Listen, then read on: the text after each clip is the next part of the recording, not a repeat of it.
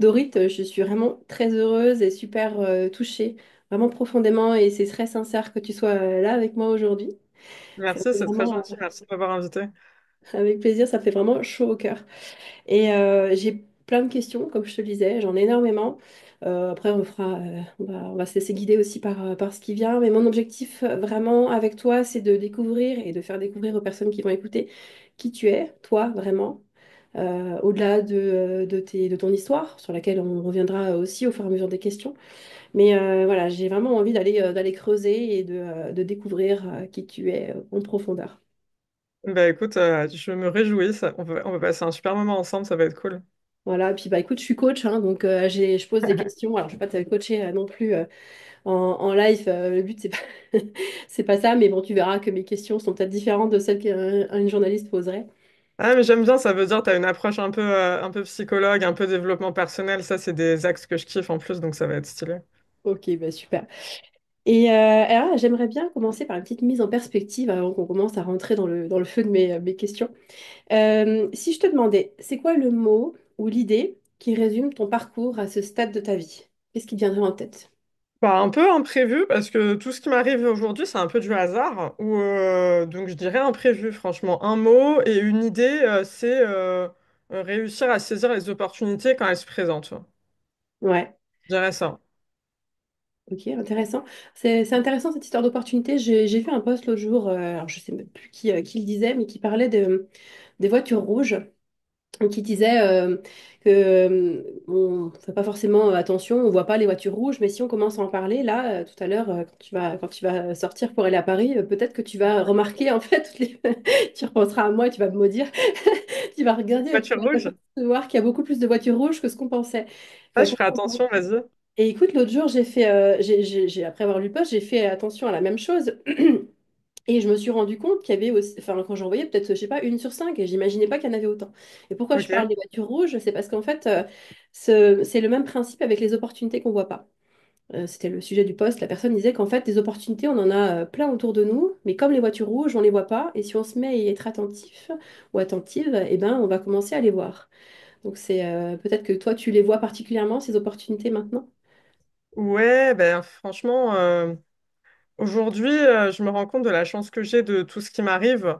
Mais c'est vrai qu'à l'époque, c'était plutôt du désespoir qui m'a attiré vers des opportunités parce que je cherchais un boulot et du coup, c'est pour ça que je parle beaucoup d'imprévus et de hasard. Et ça m'a amené sur LinkedIn. Donc, j'ai su voir qu'il y avait une chance à prendre et j'ai su avoir cette intelligence-là aussi. Je pense que il y a des occasions peut-être qui se présentent pas toujours plusieurs fois dans la vie et il faut être vraiment au bon endroit au bon moment. Et j'ai eu cette chance-là. Peut-être que si aujourd'hui euh, j'avais été dans le même contexte, bah ça n'aurait pas fonctionné parce que bah, les planètes sont pas alignées pareil et sur LinkedIn, c'est le lave-vaisselle, pardon. Et ouais, non, tu vois, enfin, je pense qu'aujourd'hui, franchement, si il s'agissait de rechercher un CDI sur LinkedIn et tout, comme l'histoire que j'ai vécue, dont, bah, si tu veux, on parlera avec plaisir. Bah, je pense pas que ça fonctionnerait autant que ça a fonctionné à l'époque, parce qu'aujourd'hui, il y a plus de créateurs de contenu, parce Mm. que, bah, je sais pas, peut-être aussi, j'avais une liberté de ton à l'époque aussi, honnêtement, que j'ai plus aujourd'hui. Aujourd'hui, je fais plus attention à comment je parle, pour peut-être moins blesser certaines personnes, etc. Avant, j'étais plus dans le truc de moins nuancer mes propos, tout ça. Donc c'est pour ça, je pense que parfois on a tendance à procrastiner et à se dire ouais, mais c'est pas grave. Si j'arrive pas à saisir l'opportunité maintenant, je le ferai plus tard. Et bah pas forcément. Peut-être que c'est le moment quand c'est le moment parce que bah les planètes elles sont vraiment alignées pour. Mais peut-être que si tu t'y prends plus tard, ça sera vraiment pas le même contexte. Donc je pense que parfois il faut aussi un peu se faire confiance, un peu se faire violence et y aller quoi. Ouais, je rebondis sur un truc que tu as dit. Tu as dit aujourd'hui, mes propos sont peut-être un peu plus nuancés. Est-ce que tu Ouais. as l'impression qu'aujourd'hui, t'es moins dans l'authenticité? Bah non, mais en fait, là, tu sais, moi j'ai un Google Keep où j'ai plein de posts que j'ai écrits d'avance, que généralement d'ailleurs je n'utilise jamais parce qu'à chaque fois que je les relis, je les trouve nuls. Donc du coup, à chaque fois quand je publie sur LinkedIn, je publie des posts que j'ai écrits en last minute. Et dans ce Google Keep, il y a aussi des anciens posts que j'ai publiés il y a un an, il y a 2 ans, il y a 3 ans sur LinkedIn. Et des fois, j'en relis et je me dis, mais t'es incroyablement ouf d'avoir publié ça et jamais de ma vie je me verrais republier ça. Je me trouve dure dans mes mots, je me trouve... ça fonctionnait très bien hein, pourtant, hein, mais je sais pas, ça ressemble plus à l'énergie et à l'image que j'ai envie de transmettre aujourd'hui. Je pense pas que je sois moins authentique, je pense que je me suis assagie et que je suis plus en paix avec moi-même, que j'ai peut-être moins de colère aussi, parce que je me rendais pas forcément compte, mais je sais pas, je trouve que j'étais très très tranchée dans mes mots quand j'ai commencé sur LinkedIn. Et, et c'est vrai que bah, ça pouvait peut-être blesser certaines personnes. Et c'est vrai que c'est des choses que je considérais pas forcément. J'étais vraiment dans le truc marketing de me dire, bah, de toute façon, tu peux pas nuancer un poste. Et si les gens ont envie de se faire une idée de toi sur ce poste, bah tant pis et tout. Et c'est vrai que maintenant, j'évite quand même de me dire que bah, ça peut générer un malentendu auprès des gens. Surtout qu'en plus, c'est peut-être pas l'idée que j'ai envie de faire passer, quoi. Donc bah après c'est vrai que la vie de créateur de contenu c'est pas très dur, c'est pas très dur, le lapsus il est marrant. C'est pas très facile. C'est pas très facile parce que tu as toujours l'équilibre à trouver entre le message que tu veux transmettre, la façon dont tu vas le transmettre. Donc du coup, est-ce que c'est suffisamment entre guillemets radical pour ne pas que ça soit chiant, mais en même temps, si tu veux pas blesser des gens, il faut pas que ça soit non plus trop radical. Donc c'est vrai que cet équilibre, j'essaye de plus aller vers ça aujourd'hui, mais c'est vrai qu'avant, non. Avant, j'y allais et je m'en foutais en fait. Mais je pense que j'ai juste grandi et c'est cool. Ouais, ouais, c'est bien d'évoluer, c'est le but, hein. Tu me parlais de développement personnel, on vit des transformations et c'est bien. Mais alors, tu as parlé de colère et j'avais prévu de t'en parler justement. Donc, alors c'était pour la fin, mais c'est pas grave, je vais le dire maintenant du coup. Je voulais te lire un passage très court hein, d'un livre de Gloria Steinem.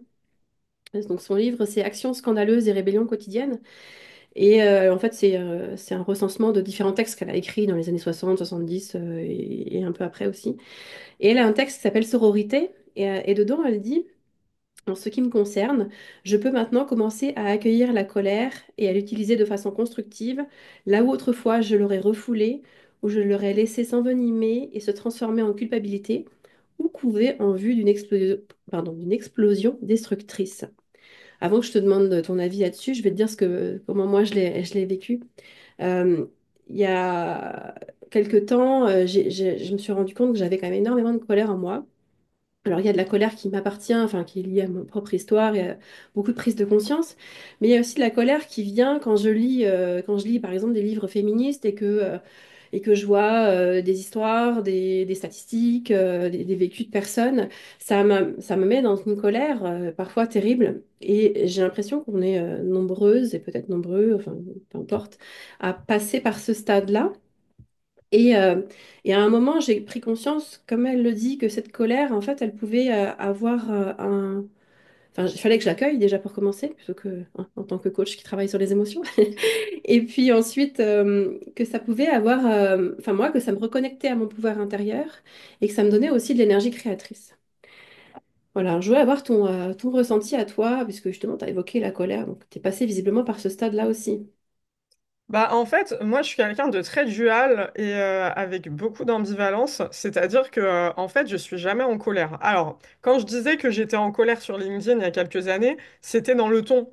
C'est-à-dire Mhm, que j'étais un peu volontairement dans la provoque, mais c'était un peu je sais pas comment dire. Je pouvais effectivement être indignée des sujets de société et le transmettre, mhm. mais j'étais pas à ruminer quelque chose et c'était pas une colère qui était là au quotidien. J'ai jamais été comme ça. Et je vais te donner un exemple qui prouve la dualité. C'est que, tu vois, j'ai été mariée pendant 8 ans et la personne avec qui j'étais mariée m'a dit, mais ça fait 8 ans qu'on est ensemble, je t'ai jamais vu en colère. Autre exemple qui prouve la dualité, c'est bah, du coup je suis allée voir une psy et j'ai fait un test que tu connais peut-être qui s'appelle le test de Jung. Mhm. Et du coup, ça te dit ton pourcentage d'enfants intérieurs. Si ton enfant peureux, il est faible, élevé. Si ton enfant sain, il est faible, élevé. Enfant protecteur, faible, élevé, Mhm. etc. Et il y a l'enfant furieux. C'est les archétypes L'enfant de Jung. furieux, il était extrêmement élevé. D'accord. Ma psy, qui me connaissait du coup depuis un moment, m'a dit, en fait, vous n'êtes jamais en colère, mais vous avez toujours une colère immense à l'intérieur de vous. Ouais. Et c'est vrai que moi, j'ai une gestion un peu compliquée de mes émotions, c'est que je suis jamais en colère. Je suis hyper pragmatique. En fait, j'étais journaliste avant d'être journaliste, c'est-à-dire que j'ai une approche très factuelle des choses. Pour moi, il y a des émotions qui méritent pas d'être attardées si c'est pas constructif et si c'est pas, enfin, ouais, si c'est pas constructif, s'il n'y a pas une solution, une amélioration qui est possible. Et enfin, tu vois, enfin, par exemple, tous les drames qui se passent tous les jours, bah forcément, évidemment, que ça soit l'affaire Pellico, que ça soit plein de choses, même politiques, etc. Bien évidemment que j'ai conscience que c'est pas normal et qu'il faut lutter contre ça. Mais pour moi, la colère n'est pas la solution pour. Et en fait, j'ai tendance vraiment à être toujours, tu vois, dans est-ce que c'est est-ce que ça mérite dans le sens où est-ce que ça va faire avancer le truc? Bah, du coup, si c'est pas le cas, je vais essayer d'apporter ma contribution autrement. Peut-être Mhm. faire un post, peut-être, bah, j'en sais rien. Moi, si j'ai les contacts qui sont pour, bah, je vais essayer de contacter du coup les gens pour. Par exemple, tu vois, j'ai une copine il y a pas longtemps.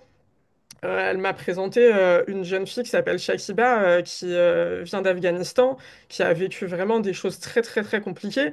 Et tu vois, je vais pas passer une heure à me lamenter sur son sort. Je vais essayer d'être dans la construction. Je vais essayer de la connecter avec des gens que je connais, qui peuvent l'accompagner, qui peuvent l'aider. Mais j'ai pas cette phase d'indignation, de colère, etc. Donc je dis pas que c'est bien. Je dis pas que c'est sain d'être comme ça. Mais c'est vrai que moi j'ai un détachement émotionnel qui est immense. Après, je pense que c'est beaucoup dû aussi à mon vécu. Mais voilà, je suis quelqu'un d'ultra pragmatique. Il y a 3 personnes ces 6 derniers mois qui m'ont dit que j'étais une stoïcienne. Ça me fait rire. Mais je pense qu'effectivement, c'est ce qui me correspond le mieux. Ben, enfin, on va pas faire un cours de façon de coaching maintenant, mais effectivement, ce que tu me décris, de toute façon, c'est un comportement humain, puisque chacun a une enfance, et de toute façon, même si elle a l'air, entre guillemets, parfaitement normale, on a de toute façon des blessures. Elles arrivent de toute manière, même si nos parents ont cherché à faire de leur mieux. Alors quand c'est pas le cas, c'est encore pire. Voilà. Et donc on se construit pendant l'enfance pour faire face à ça, parce qu'en tant qu'enfant, on n'est pas armé pour pouvoir gérer ça. Donc on fait ce qu'on peut, et très souvent, ben, c'est se couper de ses émotions. Voilà, c'est comme ça qu'on développe des mécanismes. Ce que tu me décris, par exemple, ben, il y a de la rationalisation dedans, il y a du jugement aussi qui porte sur les émotions, etc. C'est pas mal ou bien, ça fait partie de ta construction à toi, qui t'a aidé à t'en sortir quand on avait besoin et qui fait que tu es là en face de moi aujourd'hui. Donc voilà, il ne s'agit pas d'aller cracher sur cette façon de faire. Par contre, effectivement, ça ne veut pas dire que ce pas des choses qu'on peut travailler, qu'on peut pas parfois faire des choix différents, mais voilà, c'est ta construction à toi. Ouais, ouais, c'est ça. Bon, après, ça a ses qualités et ses défauts. C'est-à-dire que grâce à ça, aujourd'hui, je subis pas le stress dans mon taf. Je suis tout le temps dans le détachement émotionnel. Je suis un peu dans ma bulle, tu vois. Mais après, c'est vrai que quand justement je suis avec des gens qui sont hyper indignés de certaines situations, bah, ça les met même en colère que je sois comme ça, parce qu'ils sont là en mode, mais t'as pas de cœur, t'as pas d'empathie, ça te fait rien. En fait, c'est pas ça, c'est que, on est tous différents et moi j'ai une façon différente de traiter les informations. En fait, je traite des datas, je traite pas des Mhm. émotions. Bah, après, je sais très bien que c'est dû aussi beaucoup à mon passé, mais après, moi je suis compliquée comme meuf. Je sais que je suis très dans les extrêmes. C'est-à-dire que j'ai eu un passage dans ma vie quand j'étais bien plus jeune où au contraire, j'étais tout le temps en colère de tout. Donc je pense qu'avec moi, c'est un peu tout ou rien. Soit je suis tout le temps très en colère de tout, soit je me guéris complètement. J'ai du mal à trouver l'équilibre en général. C'est comme dans les sentiments, soit je m'en fous complètement des gens ou quoi, soit vraiment j'adore. C'est compliqué d'avoir le juste milieu. Bah, après ça, je pense que c'est beaucoup de personnes, hein. Ouais, et puis de toute façon, voilà, ce qu'on apprend, c'est à accueillir comment on est, pas chercher à se juger, parce que de toute façon, ça fait partie de toi. Et Ouais. encore une fois, ça ne veut pas dire qu'il n'y a pas un travail d'évolution que tu peux faire avec le temps. Il y a des choses que tu peux faire évoluer. Mais qui tu es vraiment, ben, voilà, ça fait partie de toi. Et même si parfois il y a des choses qu'on n'aime pas de soi, elles sont quand même là. Ouais, bah moi franchement ça va, hein. Moi j'ai l'impression d'avoir atteint un peu un prime au niveau émotion qui moi me convient très bien franchement. Donc après il s'agit de s'entourer aussi des gens à qui ça convient forcément. Oui, la question de l'environnement, effectivement, et du choix de l'environnement, elle est essentielle. Et je crois que toi, comme moi, on a fait des choix pour faire évoluer nos environnements respectifs. Ouais, bah après, c'est surtout l'entourage du quotidien où c'est hyper important en fait. Ouais. C'est les gens avec qui tu bosses, et puis il y a des relations qui peuvent se transformer aussi, parce que les gens évoluent. Bon, il y en a, c'est des causes perdues, hein, mais il y a des... Oui, il y en a. il y en a, ils peuvent vraiment évoluer. Et puis, si deux personnes évoluent, je pense que aussi elles peuvent arriver à se comprendre à des moments où peut-être elles n'avaient pas évolué, où elles parlaient pas forcément le même langage. Oui, je crois que c'est très juste, effectivement. On peut être surpris aussi et pas avoir vu qu'une personne avait évolué, puis à un moment, on prend conscience. C'est juste. Ouais, ouais, puis le temps, ça aide vachement aussi. Ouais, le temps aide, effectivement. Tu as pas mal d'activités différentes aujourd'hui. J'aimerais bien commencer par parler de ton nouveau média. Ouais, Check les médias. Hein. ouais, c'est Tu peux, ça, ouais. d'expliquer c'est quoi l'histoire qui t'a amené à créer ça? Bah, en fait, c'était vraiment du hasard parce que moi, j'ai eu un peu un petit craquage nerveux, un gros craquage nerveux en avril où je me suis barrée et, pendant un mois, j'ai quitté la France. Et je pensais que c'était à cause de ma vie émotionnelle, mais en fait, c'était à cause de mon taf et je me rendais pas compte parce que je gagnais très bien ma vie à ce moment-là. Donc, quand tu gagnes bien ta vie, tu peux pas croire que c'est à cause de ton taf que ça va pas très bien. Et au final, quand je suis rentrée en France, bon, il y a des choses qui allaient mieux, mais j'avais toujours un espèce de truc incomplet. Et vers juillet, il y a un producteur avec qui j'ai beaucoup bossé, qui s'appelle Alexandre Jourdraine, qui m'a proposé de créer un média. Donc au début, on l'a créé ensemble. Et en fait, je l'aurais pas fait sans lui, franchement, parce que c'était clé en main. Et moi, je suis quelqu'un, franchement, je sais qu'il y a plein de gens qui me glorifient sur le côté entrepreneuriat. Je suis quelqu'un d'hyper feignant. Je suis quelqu'un qui n'aime pas bosser. Enfin, vraiment, il faut rétablir la vérité sur cette histoire. Et je vais au plus simple tout le temps. Donc, avec Alex, c'était clé en main. Il a son studio dans le 16e. Il est réalisateur. Il a tout le matos. Moi, j'ai juste à venir et à faire ce que j'aime, c'est-à-dire m'asseoir et interviewer des gens, mais j'avais la partie aussi bon, qui est finalement la plus dure, qui est d'attirer les talents et d'aller chercher les célébrités. Ça, c'est pas facile du tout. Mais ça m'allait, parce que j'avais pas la partie technique. Et au final, on s'est rendu compte assez vite avec Alex que on n'avait pas du tout les mêmes envies au niveau ligne édito. Lui, il voulait un média qui soit très fun, très léger, et moi, je voulais un média qui soit ça, mais qui soit aussi très engagé. Et du coup, je lui ai dit, bah en fait, pour qu'on continue à être copains, je pense que le mieux, c'est que chacun crée son média. Ça sert à rien de persuader l'un et l'autre de faire ce qu'on veut faire. En fait, au bout d'un moment, ça va nuire à nos relations. Donc, du coup, bah, il a créé son média de son côté. Moi, j'ai créé le mien. Donc, maintenant, je suis toute seule sur le projet. Donc, j'ai la totale liberté de faire ce que je veux sur ça, que ce soit en termes de sujet, de personnalité, etc. Avec aussi les complications qui vont avec, parce que forcément, j'ai une nouvelle logistique à trouver en termes de lieu, etc., en termes d'équipe de tournage, de cadreurs, monteurs, etc. Mais ça va, franchement, ce média, il m'a vraiment sauvée parce que bah, quand je l'ai créé, du coup, dès le début, hein, même quand on était avec Alex, je me suis tout de suite rendu compte qu'en fait, le challenge et le côté stimulant, c'est ce qui me manquait. Parce que bah, moi, franchement, mon taf, il n'est pas à plaindre. Mon taf principal, c'est d'écrire les publications LinkedIn des chefs d'entreprise. Ça gagne bien, je gagne bien, parce que le métier en général, ça dépend des gens et il faut pas généraliser, mais moi, en tout cas, je gagne bien. Ça me prend pas non plus des masses de temps parce que maintenant, j'ai l'expérience. Et c'est quand même valorisant d'aider des chefs d'entreprise à communiquer des choses qu'ils veulent sur les réseaux. Mais il me manquait l'humain. Et ça a été la révélation pour moi de trouver cette part d'humain avec le média, de juste écouter des gens comme Jennifer Ayage de Superbus ou plein de gens, Lisa Azuelos qui a réalisé LOL, c'est des gens qui sont très chargés en énergie, qui ont beaucoup de choses à transmettre, qui sont hyper inspirants. Et juste de les écouter et de me dire qu'en fait, tout ça, ça va être transmis à des gens, c'était incroyable. Et j'ai tout de suite compris qu'en fait, c'était ça que je voulais faire. Et maintenant, tout s'aligne pour moi et je trouve vachement de sens dans ce que je fais et je vais beaucoup mieux. Et c'est pour ça qu'en fait, bah, je pense que les gens, ils ont trop tendance à sous-estimer la place du travail dans la vie et à quel point, genre, des fois, t'es pas heureux et tu te dis oui, mais le travail, c'est juste le travail. Non, le travail, c'est pas juste le travail. Le travail, c'est toute ta vie, c'est ton quotidien, du matin au soir, tous les jours. Donc, si t'as pas de sens dans ce que tu fais, si t'as pas un travail qui te donne envie de te lever le matin, t'as aucune raison de te lever le matin. C'est ça la réalité, hein. En tout cas, c'est ma réalité, c'est ma vérité, comme ça que moi je l'ai vécu. Ouais, tu vas sur des, tu avances sur des sujets où effectivement je vais venir te chercher après, mais j'y reviendrai Ah, mais après vas-y, sur la vas-y. question du sens parce qu'effectivement, pour moi, c'est essentiel, je te rejoins tout à fait. Mais avant qu'on vienne là-dessus, j'aimerais bien que tu me parles bah, de tes sujets de prédilection. Voilà, qu'est-ce que tu aimes aborder comme sujet, alors que ce soit peut-être à travers le check le média, mais peut-être aussi d'une autre manière sur LinkedIn. C'est quoi Bah, tes en fait, il y dadas? a un truc drôle, c'est que depuis que j'ai 16 ans, je parle que des mêmes sujets, partout. Et c'est resté sur Check le Média. C'est-à-dire qu'à 16 ans, j'ai créé 3 skyblogs.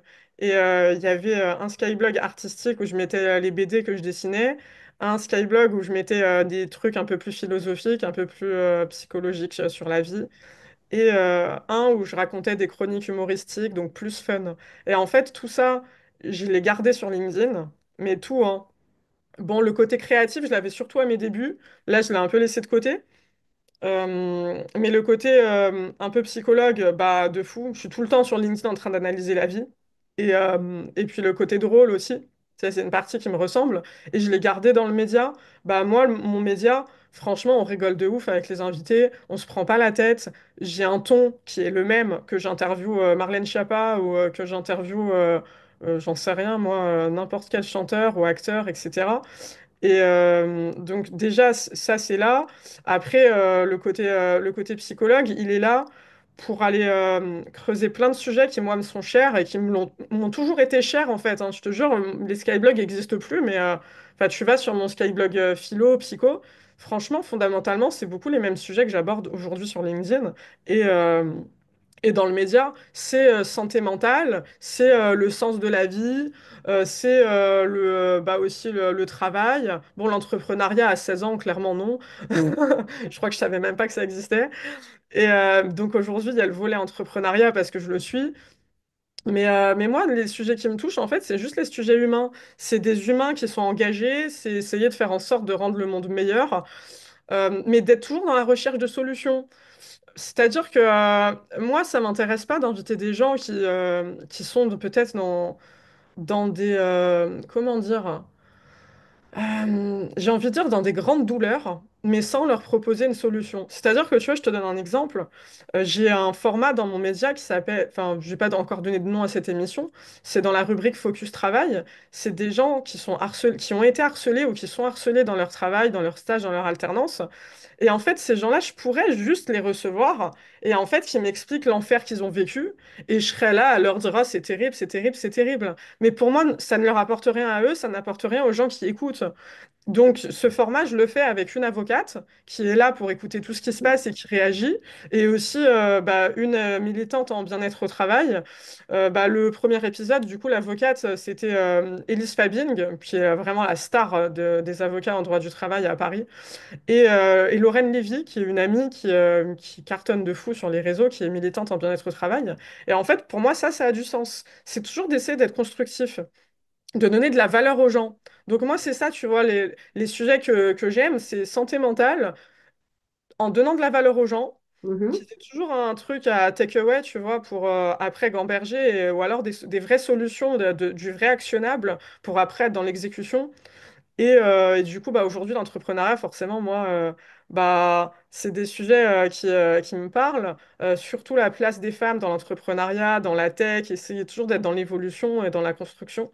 Et l'impact social de fou, mais dans tous les sujets que ça englobe, que ça soit LGBT+, bah, là, récemment, bah, tu vois, ce matin, on m'a proposé d'interviewer quelqu'un qui est président d'une association, entre autres, pour accompagner les personnes en fin de vie. Ça peut être ça, ça peut être plein d'engagements différents, des associations qui luttent contre les violences faites aux femmes, bah, ou alors j'essaye aussi de les avoir, l'association Les Petits Princes qui aide, enfin, qui réalise les rêves des enfants aussi qui sont en fin de vie. Malheureusement, ça existe. Mhm. Et voilà, c'est plein de choses en fait pour faire en sorte que le monde il soit un peu meilleur et en même temps éduquer les gens et leur donner de la pédagogie. toujours avoir un volet constructif en fait dans l'histoire. Et éducatif aussi.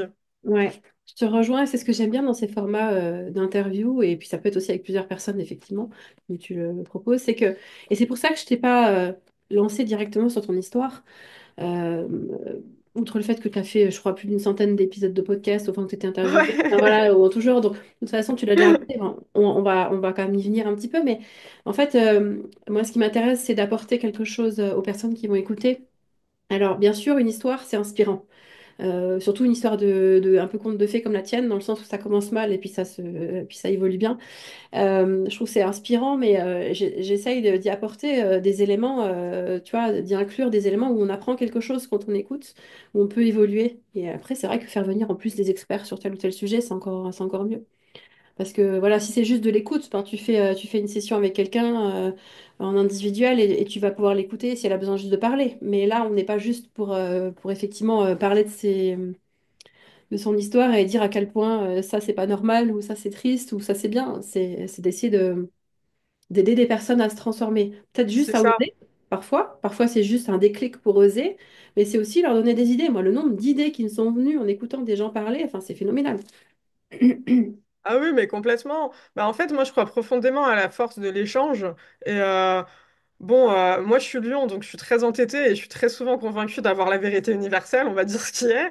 Mais bah, j'aime m'entourer de gens parfois qui pensent pas comme moi, tu vois, mais qui sont pas dans la confrontation parce que pour moi, peu importe le sujet qu'on prend, si on est dans la confrontation, si on est dans l'agressivité, le message n'y passe pas.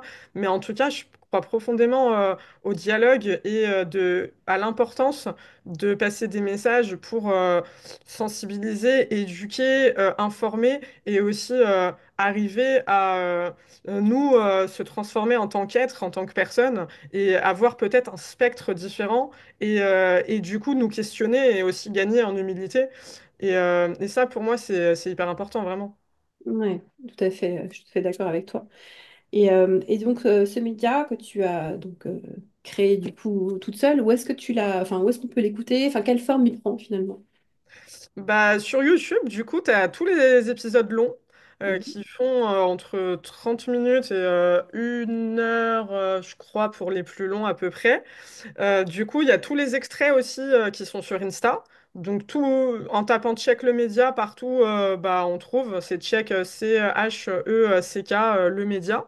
mhm, Sur Insta, ça cartonne, je suis trop contente. Je l'ai créé le 19 septembre, Check le média. Et du coup, on est à plus de 1 million de vues par mois.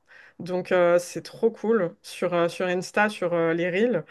Et sur TikTok, bah, c'est aussi Check le média, mais j'exploite pas trop TikTok, ça marche moins bien. Insta est beaucoup plus coopératif dans le développement du média. Et je suis contente surtout du développement dans les conditions où j'ai choisi de les faire. C'est-à-dire que moi, je suis une journaliste un peu spéciale, dans le sens où je fais pas signer d'autorisation de droit à l'image à mes invités. Je suis très attachée au consentement, je pars du principe que mes invités ne m'appartiennent pas mhm, et qui peuvent retirer leur consentement à apparaître dans mon média quand ils veulent.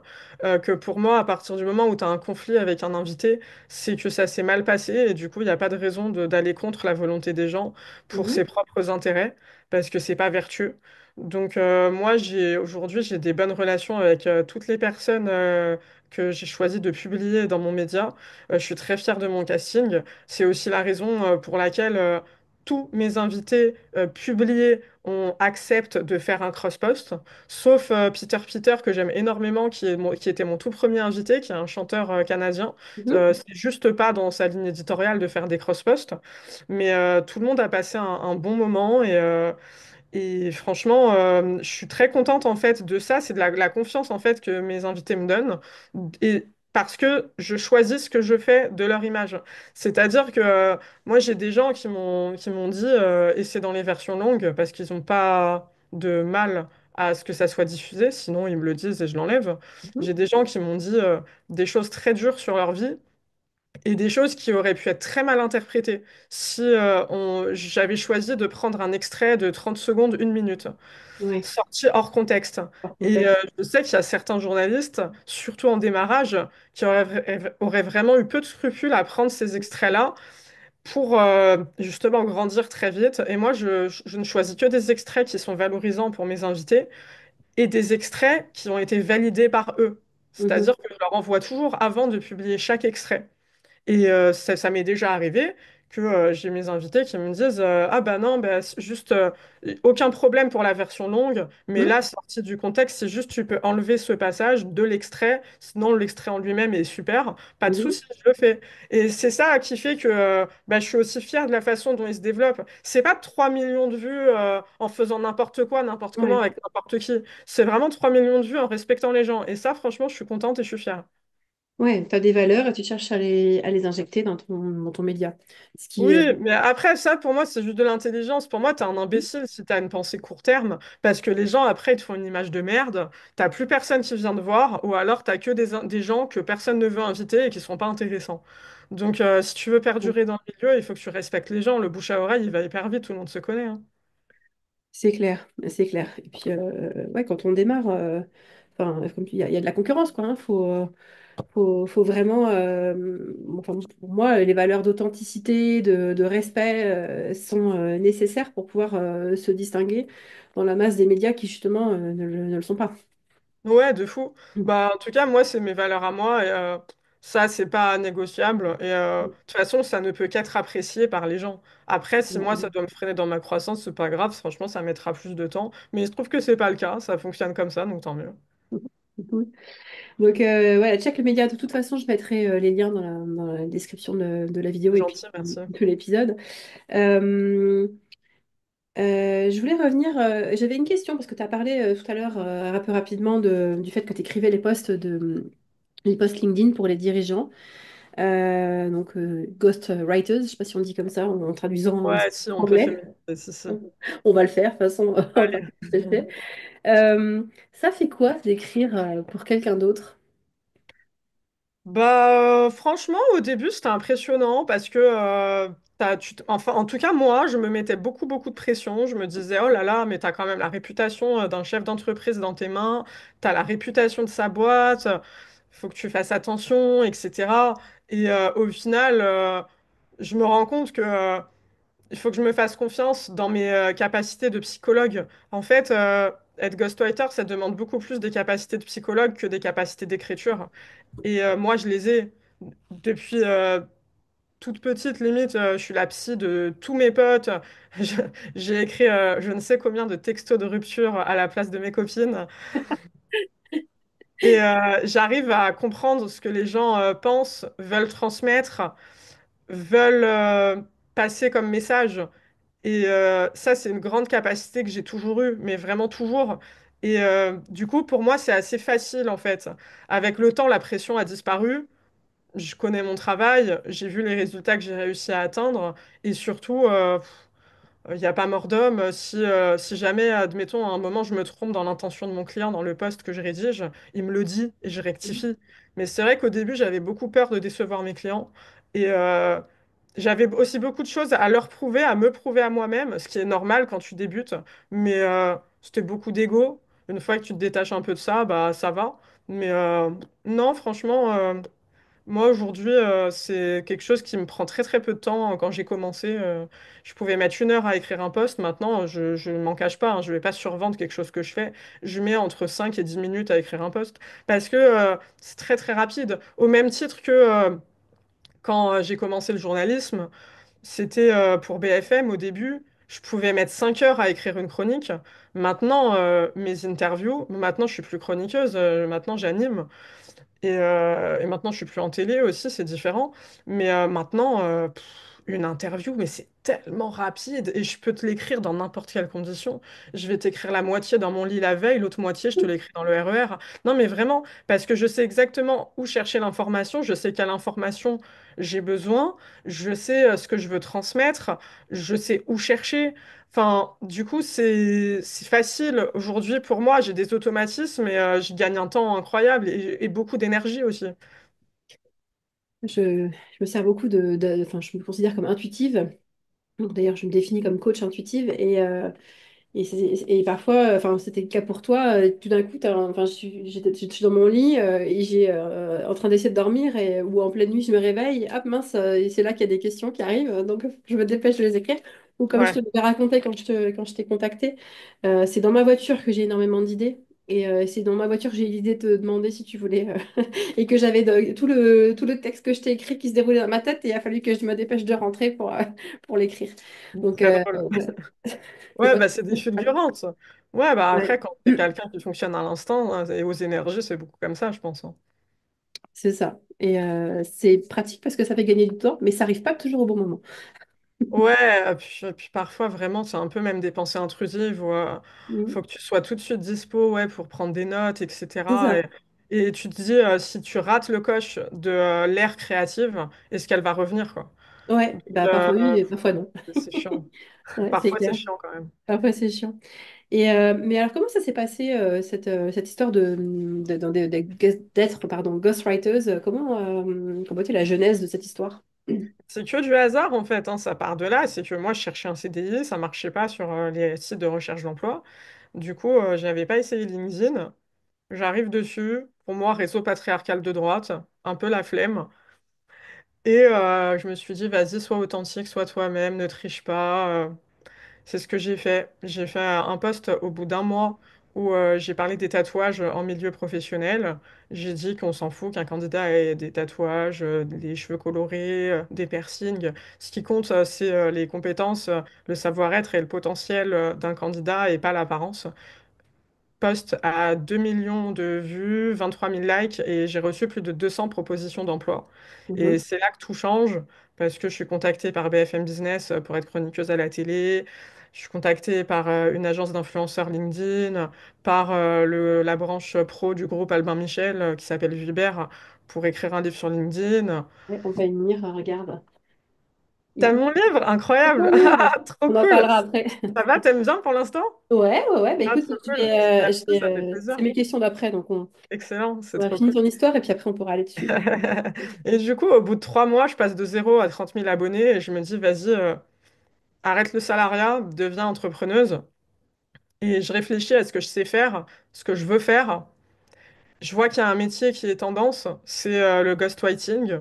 Je me dis que ça me correspond, que j'ai la bonne audience pour ça, parce que j'apprends à ce moment-là que 95% de mon audience, c'est des chefs d'entreprise, des DRH. Je sais que c'est eux qui ont l'argent. Je me dis qu'il y a un truc à faire et que c'est la cible, que j'ai des choses à leur apporter.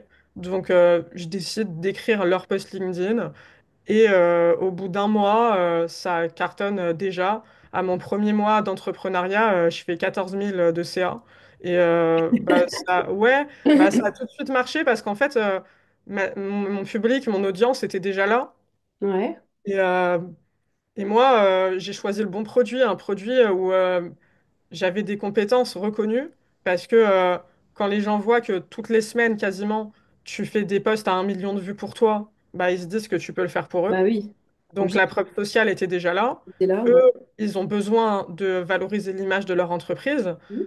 Donc, et puis moi, j'avais un côté attachant aussi auprès de mon public parce qu'à ce moment-là, je partageais beaucoup mon histoire parce que personne ne la connaissait. Donc forcément, tout le monde me découvrait à ce moment-là. Il y avait le côté nouveauté, il y avait beaucoup de choses aussi qui ont fait que ça a fonctionné tout de suite, très vite. Et ça a continuer comme ça bah, jusqu'à aujourd'hui, quoi. Sauf qu'aujourd'hui, bah, c'est moi qui décide de... Je continue toujours à le faire, hein. Mais là où le ghostwriting, c'était peut-être 100%... Enfin, ça n'a jamais été 100% de mon activité parce que j'ai toujours fait de la formation LinkedIn, j'ai toujours fait à droite à gauche des conférences, etc.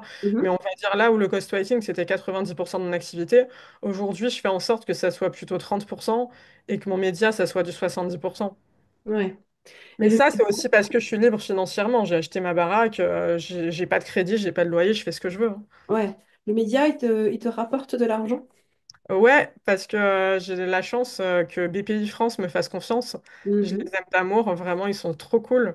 Et ils sponsorisent la rubrique entrepreneuriat de mon média. Donc ça me rapporte de l'argent. Pas autant que le ghostwriting, forcément, mais ça me Ouais. rapporte de Et l'argent.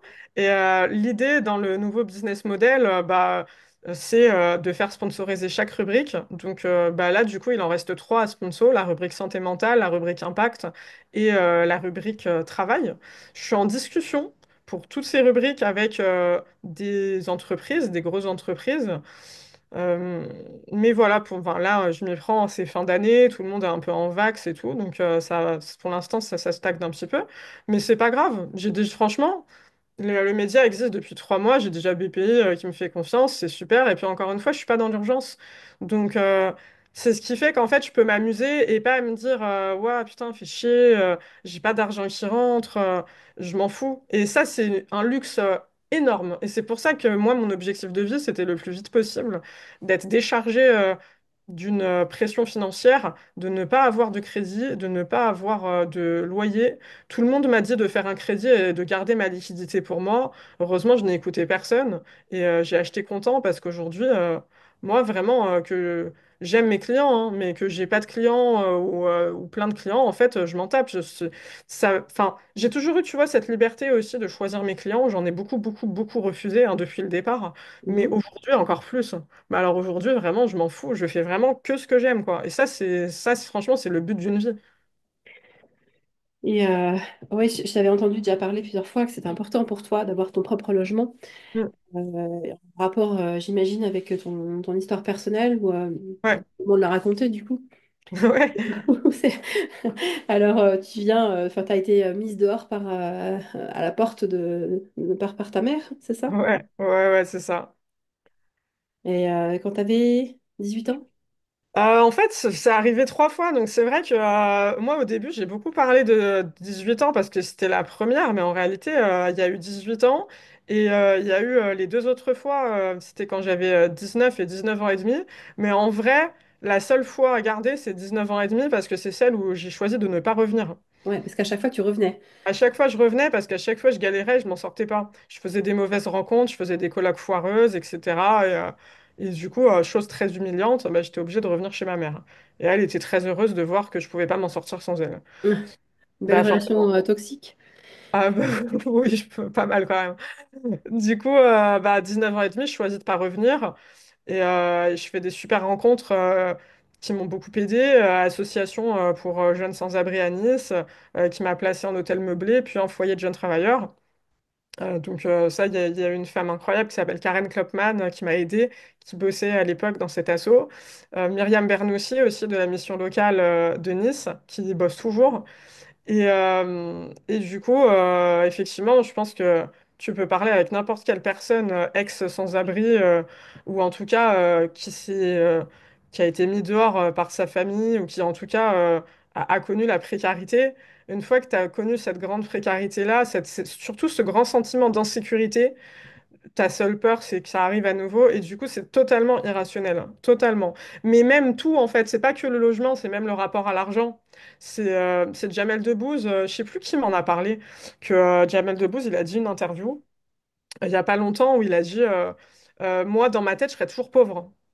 Il n'y a pas longtemps, on m'a parlé de ça.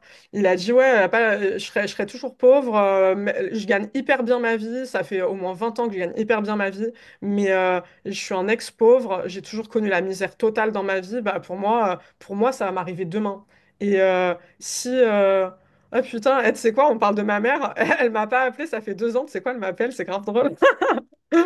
MDR, petit aparté en direct live. Ah ouais.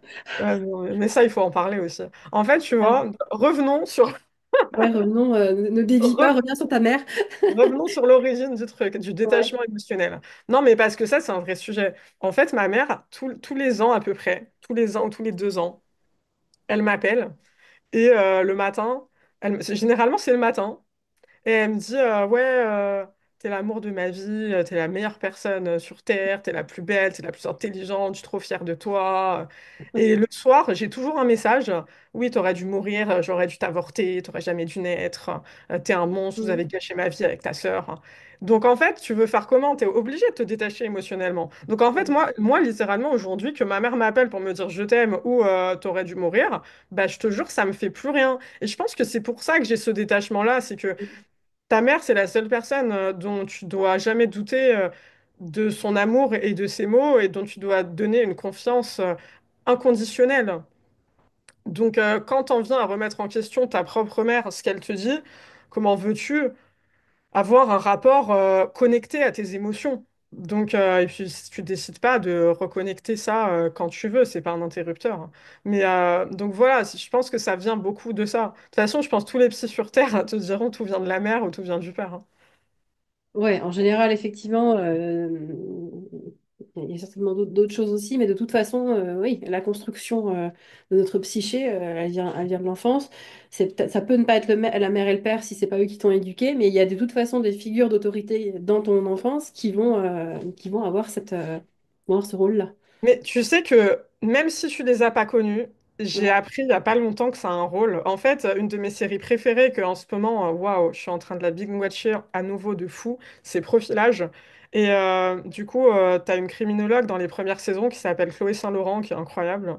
Mais même celle des autres saisons, Adèle Delettre, elle est incroyable.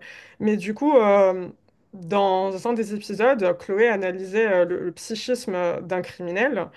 Et elle disait, il a grandi sans père, ce qui explique ce sentiment de toute puissance, ce sentiment d'invincibilité Mhm. pour du coup surcompenser le fait de ne pas avoir grandi avec une présence paternelle. Mhm. Il a ce côté fort, ce côté invulnérable. Et c'est Ouais. vrai que franchement, moi, je le ressens pour moi. Et c'est Ouais. une dinguerie. J'apprends tellement sur moi avec cette série et même sur moi, tu sais que franchement, si j'avais pas fait ce que je fais aujourd'hui, je pense que j'aurais vraiment voulu être criminologue. Fouiller dans la tête des gens, comprendre leur psychisme, je trouve ça fascinant, ça me passionne. Cette série, je te jure, je peux la regarder mais jusqu'à ma mort, je te jure, c'est un truc de ouf. Et en fait, vraiment, moi, j'ai ce truc où j'ai pas honte de dire que pour moi, peu importe ce qui m'arrive dans la vie, je sais que je vais toujours m'en sortir, hein. Mais je le sais, peu importe ce qui m'arrive. J'ai un truc, je sais pas, je sais que j'ai très confiance en moi et en mes capacités professionnelles, c'est une chose, mais je sais pas, pour moi, je suis quelqu'un de fort, je suis quelqu'un qui a des capacités de résilience et on me le dit, donc même sans qu'on me le dise, tu vois, je le sais, je lâche rien, je suis dans l'ultra détermination et je me fatigue jamais. Il y a des moments, tu vois, où je peux être un peu en mode putain, fais chier, c'est long, ça aboutit pas, machin. Mais je suis un putain de pitbull. Et effectivement, c'est quelque chose, tu vois, que j'ai toujours un peu eu du mal à comprendre. Mais apparemment, c'est lié avec le fait d'avoir grandi sans père. Tu vois, c'est D'accord. fou, hein. C'est intéressant parce que ça paraît relativement contre-intuitif.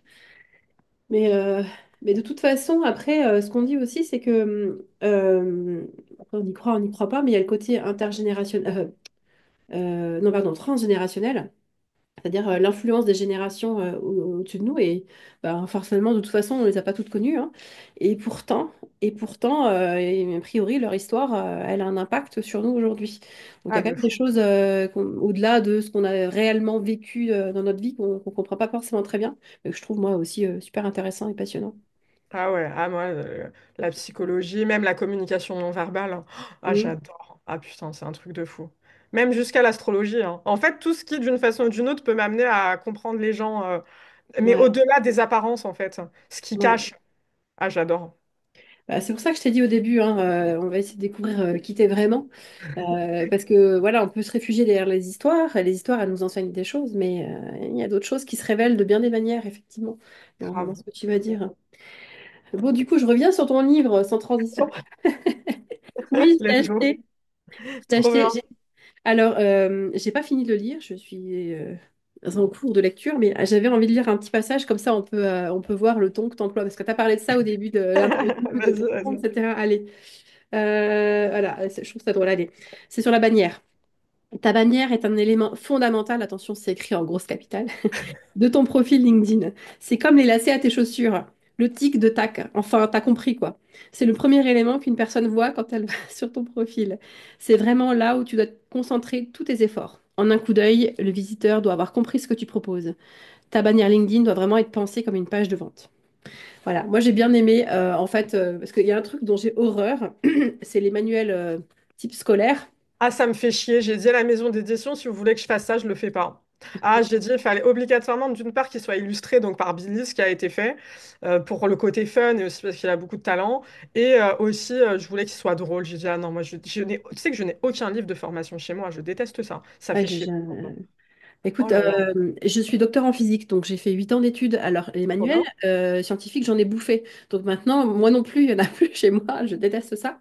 Ah J'aime ouais. bien souvent la façon d'écrire à l'américaine, où il y a ce côté storytelling, on raconte une histoire et c'est fluide, c'est agréable à lire tout en donnant des enseignements. Il y a aussi les tips de Dodo, les bons tuyaux dans ton livre. Ouais. Ouais, je me suis lâchée. C'était Ouais, grave mais drôle. bon, moi j'aime bien. Ouais, mais moi aussi. Rigoler. Mais tu sais, ce qui est drôle, entre parenthèses, c'est qu'il y a des gens qui sont jamais d'un profil que j'aurais pensé toucher, qui m'écrivent tous les jours pour me dire qu'ils ont kiffé le livre. Genre des cadres sup et tout. Alors que je me disais, ouais, enfin, ces gens-là, ils sont peut-être, entre guillemets, un peu trop coincés. Et bah, pas du tout, tu vois, donc c'est marrant. Et ça s'est passé comment pour toi, écriture du livre? Facile, pas facile? Comment ça s'est passé? Ah, mais moi, c'était Pour une l'autre. catastrophe. Ah, mais moi, je sais pas travailler. Ouais, mais c'est gentil. Moi, je sais pas travailler, en fait, correctement. C'est-à-dire que je suis quelqu'un, j'ai trop confiance en moi. J'ai justement, c'est un vrai problème. Et je pense toujours que je peux m'en sortir dans toutes les situations. Ce qui fait que je ne bosse que dans l'urgence. Et c'est Mhm. terrible. Alors aujourd'hui, je le vis plutôt bien parce que déjà, j'écris plus de livres. Mais la maison d'édition, non, mais la maison d'édition, ils m'ont proposé d'en écrire un autre. Et bah, j'ai refusé parce que franchement, là, en ce moment, je suis sur trop de projets.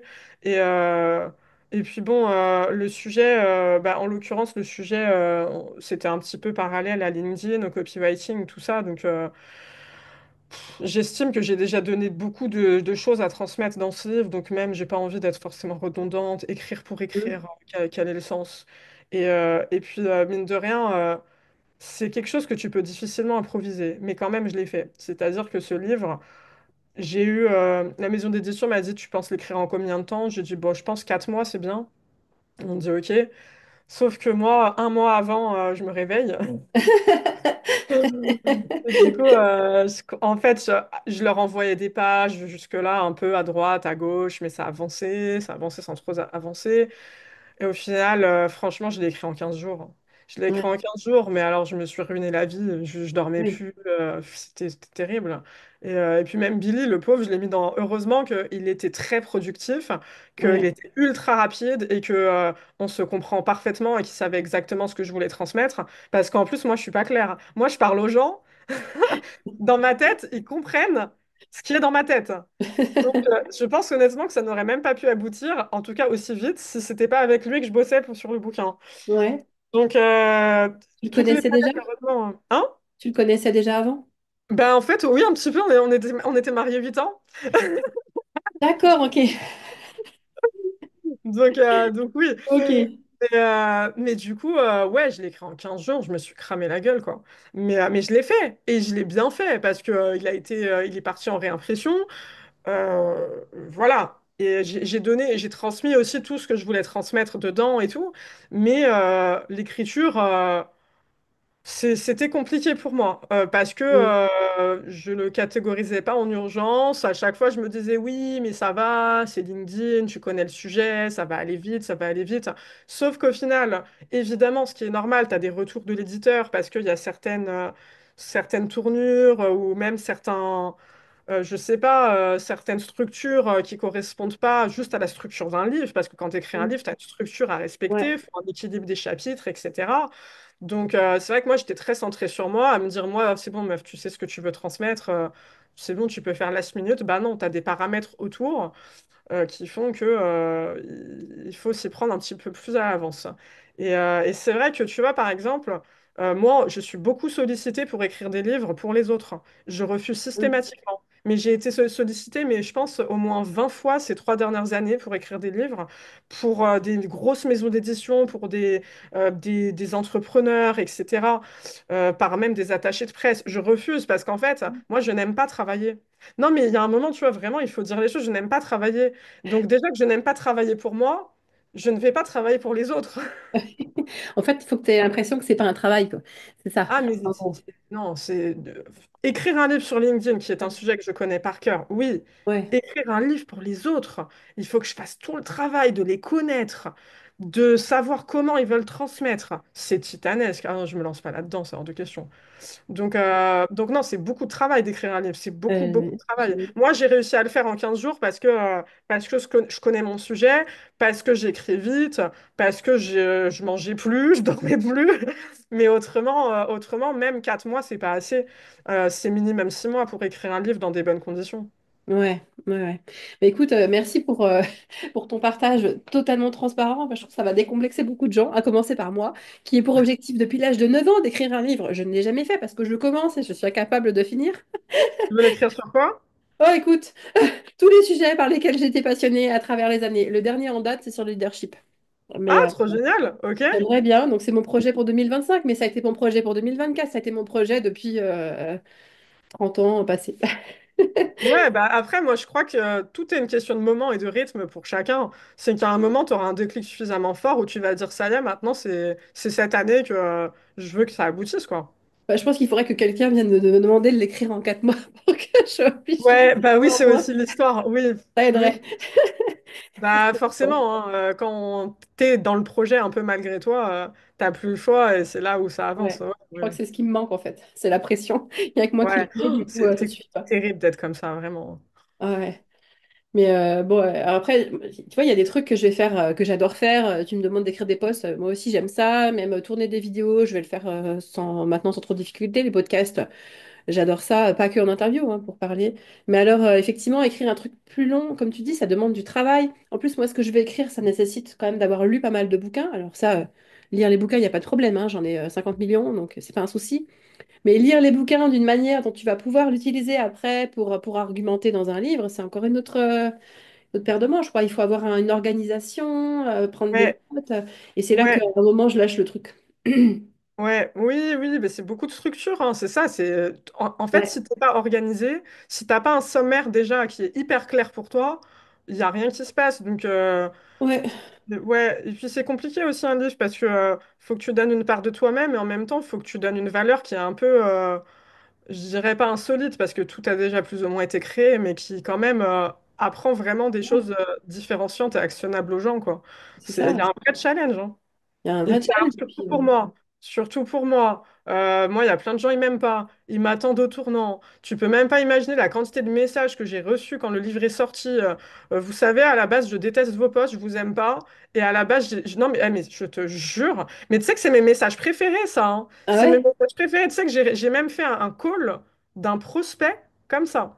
Le mec, il m'a dit, j'ai acheté votre livre, je détestais vos posts, je vous aimais pas. À la base, mon intention a été mal intentionnée parce que je voulais justement comprendre pour l'effervescence autour de vous.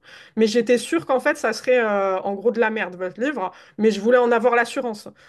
Et il m'a dit, en fait, j'ai pris une grosse claque parce que j'ai appris tellement de choses. Et en fait, aujourd'hui, je comprends que vous avez une vraie expertise et je vous respecte. Et du coup, et au final, il voulait bosser avec moi. Bon, au final, ça s'est pas fait. Mais, euh, mais du coup, tu vois, j'ai conscience de ça. Moi, je peux pas produire n'importe quoi. Je sais qu'il y a trop de gens, ils attendent que ça pour me défoncer derrière. Ouais. C'est une de mes questions, je sais plus où je l'ai marqué, mais sur les haters, comme on les appelle. J'imagine qu'effectivement, bon, tu viens de nous le dire, donc il y en a plein. Comment est-ce que toi, parce que je t'ai entendu hein, dans des vidéos ou des interviews de toi, tu parlais de phobie sociale. Ouais. C'était passé, comment est-ce que tu vis ça aujourd'hui, de recevoir des messages comme ça, alors que pour toi, c'était dur de te mettre en avant? Ben, en fait, là, moi, je suis complètement guérie, hein, c'est fini. C'est-à-dire que la phobie sociale, c'était à cause de mon harcèlement scolaire. Et Mm. grâce à BFM Business, et puis après, ça m'a pris au moins 1 an et demi de comprendre que j'étais à l'aise de parler en public. Bah, déjà, je me suis détachée de l'image des gens. En fait, moi, même quand je marchais dans la rue avant, je sais pas, je me sentais pas bien, je me sentais pas confortable, je me sentais mal à l'aise. Je sais pas, je crois que j'étais pas. Je sais pas, je faisais vraiment trop, trop, trop attention à ce que les gens pouvaient penser de moi et l'image que je pouvais renvoyer. Et en fait, tout est lié. De me guérir de ma peur du public et de la foule, bah, ça m'a guéri comment dire, de ce que les gens pouvaient penser de moi. C'est ce qui fait qu'aujourd'hui, mais vraiment, et vraiment, je le dis à chaque interview, et c'est vraiment pas pour survendre le truc, parce que quand ça va pas, je le dis, et quand il y a des trucs que je galère à transformer, je le dis aussi. j'en ai rien à foutre. Mais alors vraiment, j'en ai rien à foutre des messages haineux, j'en ai rien à foutre des commentaires haineux. Ça me touche pas du tout. Mais vraiment, mais pas le moins du monde. Parce qu'en fait, aujourd'hui, moi, j'ai grave construit. Franchement, moi, je suis fière, hein. Et j'ai construit un empire. Ça fait même pas 3 ans que je suis entrepreneur. Mon appart, je l'ai payé comptant. Alors que quand j'ai commencé l'entrepreneuriat, j'avais rien, j'étais à découvert. Moi, je sais ce que j'ai construit ici. Après, il y a des pauvres gens, ils ont rien à foutre de leur vie. Ils ont rien à part perdre leur temps à écrire à une meuf qu'ils aiment pas. Ils perdent leur temps, leur énergie. Mm. Franchement, j'ai même de la peine pour eux. Et en plus, c'est des gens, ils croient me connaître. En fait, ils croient connaître l'image qu'ils se font de moi. Oui, Mais la projection.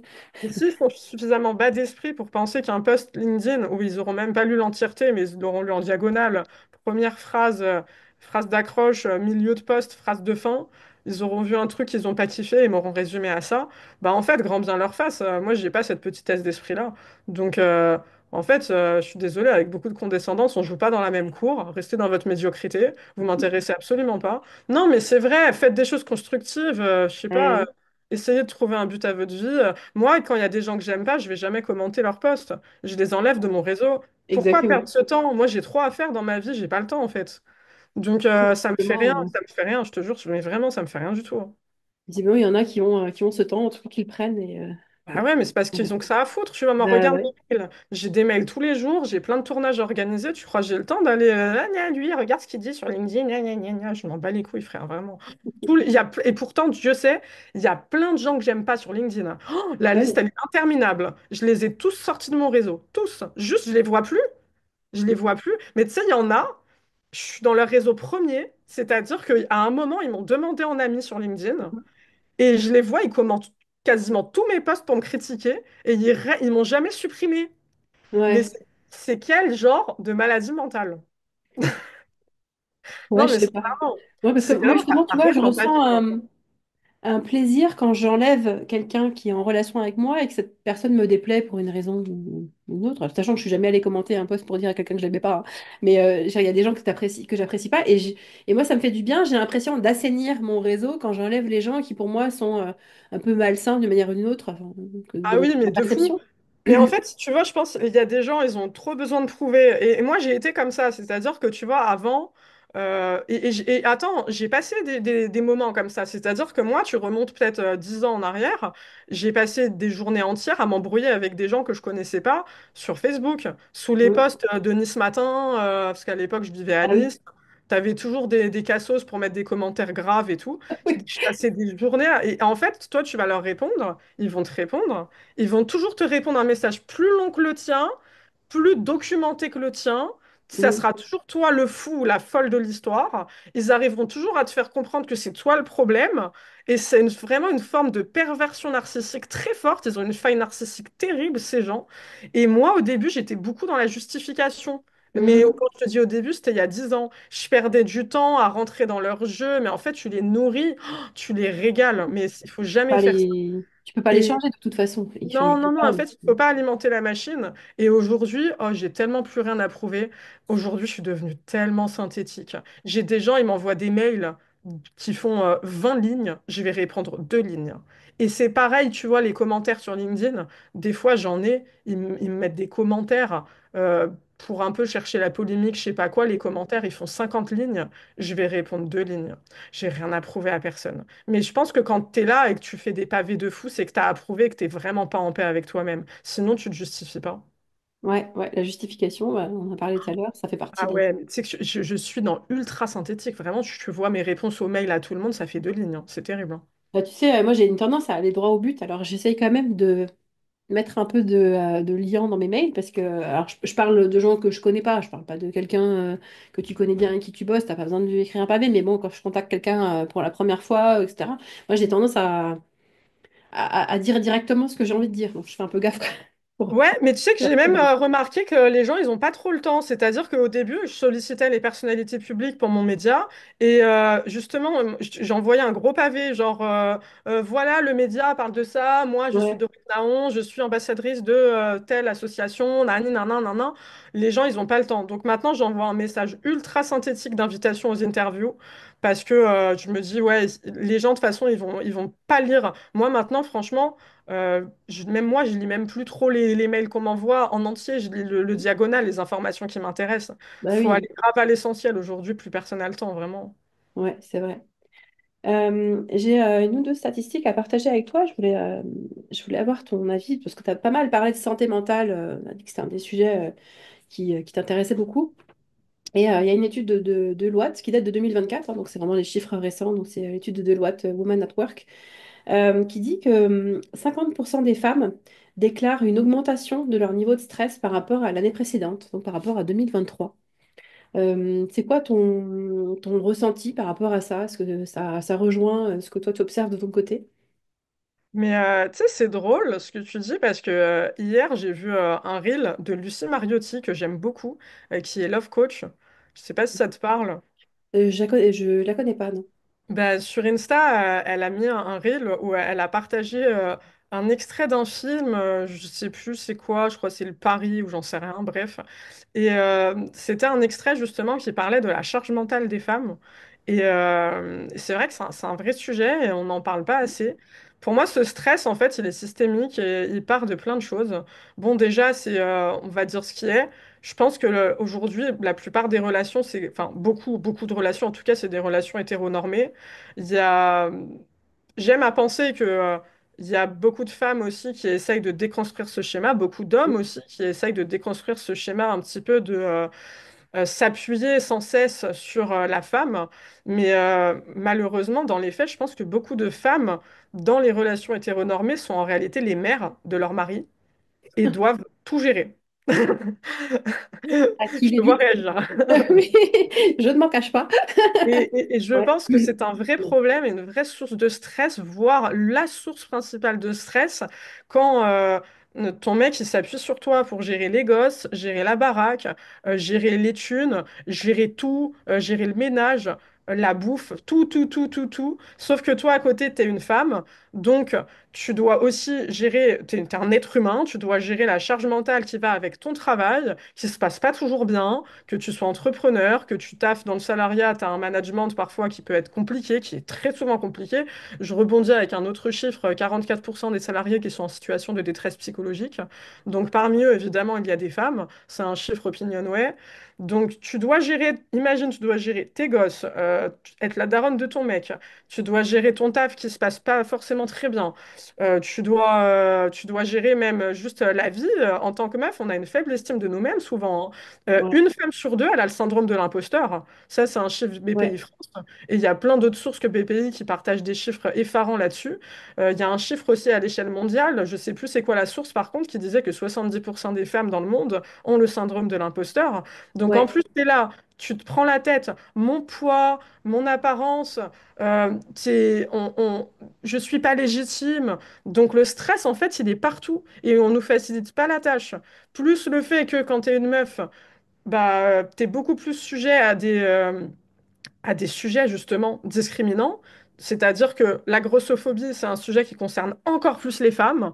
La hein, discrimination sur le poids, en général, on te pardonne rien quand tu es une femme. Rien.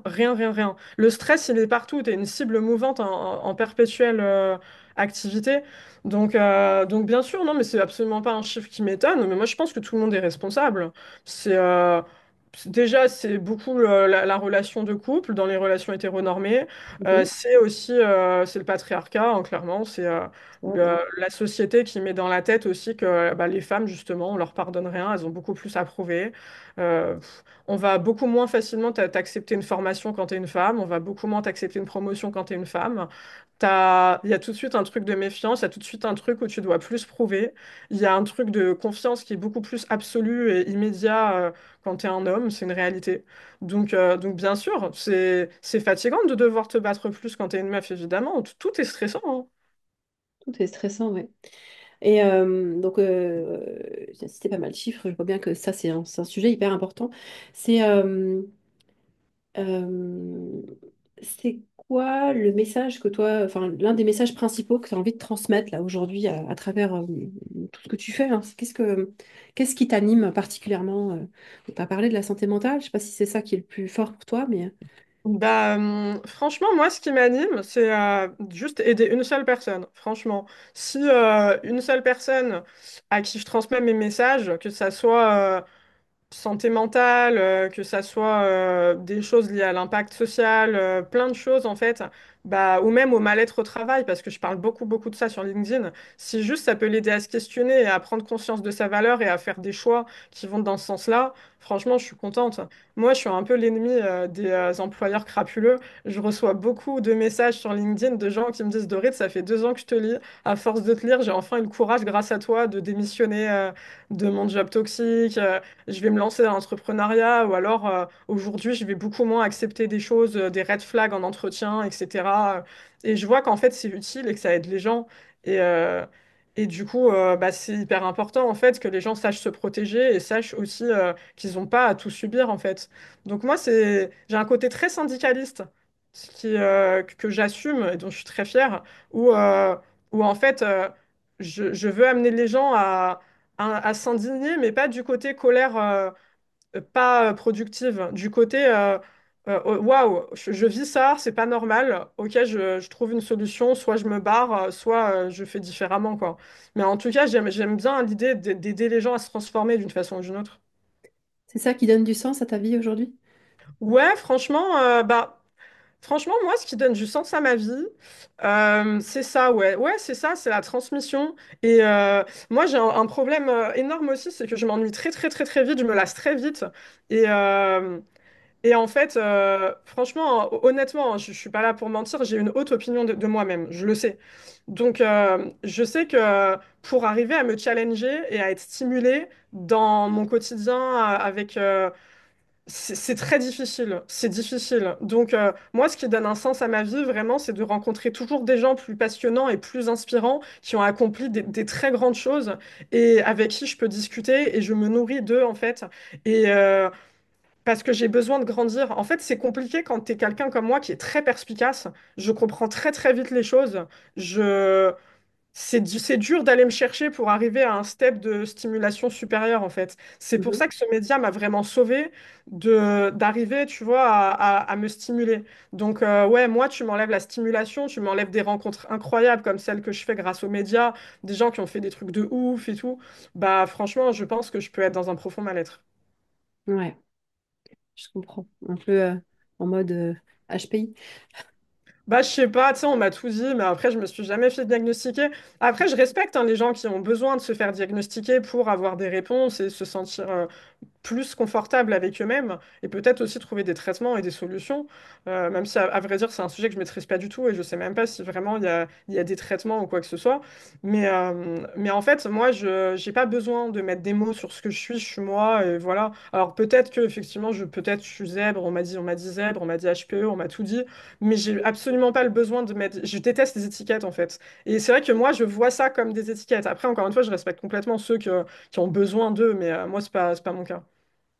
Ouais, t'es pas la première que j'interviewe ici qui me dit j'aime pas les étiquettes. Il y a une amie qui m'a dit alors les étiquettes c'est bien parce qu'on peut les décoller après. Oui, bah après, oui, Ouais. c'est clair, mais ouais, moi, je n'ai pas besoin de me mettre, on va dire, dans une catégorie. Moi, j'aime bien dire que je suis chez Père, ça me va bien. Eh ben, écoute, merci Dorit pour tout ça. C'est quoi ton mot de la fin? Bah écoute, mon mot de la fin, j'aimerais dire bah, à toutes les personnes qui nous écoutent, vu qu'au moment où on enregistre, on est le 27 décembre, donc je sais pas quand l'épisode sortira, mais probablement en tout cas en 2025. C'est une certitude, ce sera en janvier, la semaine de la rentrée Voilà. scolaire. Bah écoutez, l'année démarre, donc je vous souhaite vraiment d'aller vers toutes vos envies, d'être entouré des personnes que vous aimez, d'avoir que des bonnes énergies autour de vous, parce que l'entourage c'est primordial pour avoir vraiment des énergies positives, on s'imprègne, et je vous souhaite d'avoir le déclic cette année, bah, d'oser croire en vous pour débloquer tout le potentiel que vous avez, voilà, et de trouver ce qui donne du sens à votre vie. Génial. Merci Dorit pour ta venue sur le podcast et puis ton franc-parler. J'ai adoré ce moment. Bah écoute, merci beaucoup à toi. J'ai passé un super moment. Merci, c'était très différenciant. J'apprécie beaucoup les questions développement personnel, santé mentale. Je trouve ça hyper stimulant pour le coup et c'est des axes très intéressant et je pense que c'est des axes aussi qui intéressent beaucoup les gens.